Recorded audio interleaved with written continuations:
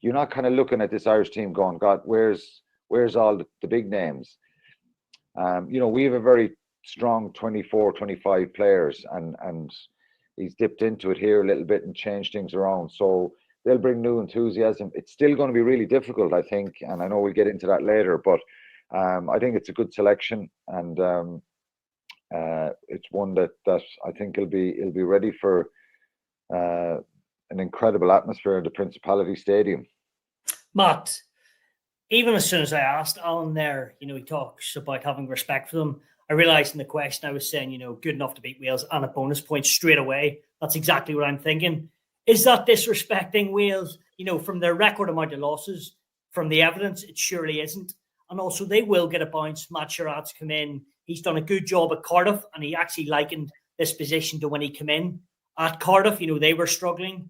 He's in for the next couple of weeks. He's gone with Anscombe at 10, brought him back in, Max Llewellyn in the centres, and played the regular 10 at 12. So which way do you see this going at the weekend?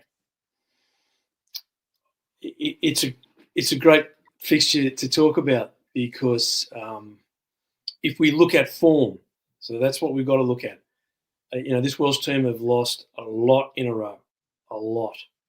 And if you picked a combined Wales-Ireland, I don't think any Welsh player makes it, maybe one.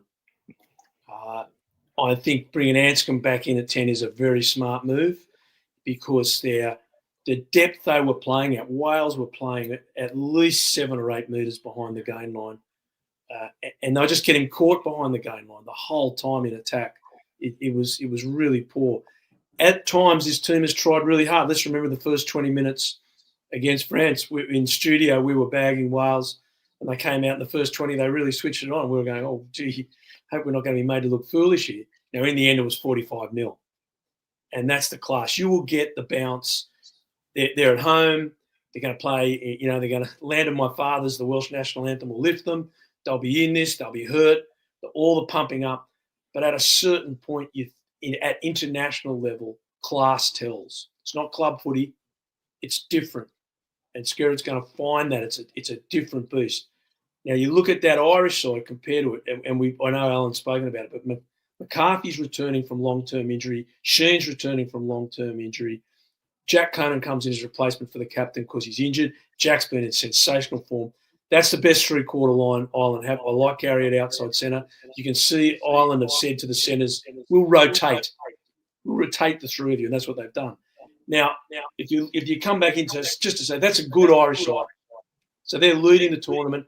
They've got a championship and a Grand Slam still a possibility. So they're going there to win. There's no way this Irish side is being disrespectful. These guys have got opportunities. And I think Clarkson deserves these opportunities. The only one that we could question is Jack Boyle. But as Quinny said, at what point do we say, what happens if Keane Healy falls over? And what coaches are always – let's look at Ireland when Wayne Pivac gave the squad players an opportunity against Georgia a few years ago. The squad players don't come out and back up his selection. They play poorly, get beaten by Georgia, and Pivac gets sacked.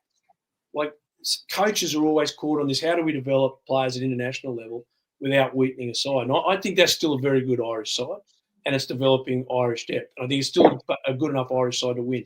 And I've got to say this, Stu, and it gives me no joy. Mate, I hate it. I played in Wales. Williams is a pretty Welsh name. That is a really weak Welsh side, and the stats back that up. That's not an outrageous opinion. There's guys. The problem with this Welsh side is not effort. They try their heart out every game. You can see their comeback in the last game against Italy in the last 15 or 20 minutes. Teams that don't try don't come back in the last 20. They're trying hard. It's quality attack, which Anscombe will help. But in the end, it comes down to their defence. Their defence has been so narrow that teams have been able to go around them, either via passing or the kick. Italy showed that with the try from the scrum. How many times did France? I think it was 3 cross-field kicks for a try. And what happens is teams that are under pressure in defence compact. And when they compact, it leaves spaces out wide. If this team compacts against Ireland, who have the best passing attacking game in the Six Nations, they'll really struggle. I think it's not the first 20. I think Wales will be in there and fighting, but I just can't see. I can't see enough quality in this Welsh side to causing an upset. And it will be difficult for Ireland, so it should be. It's a test match, but not difficult enough.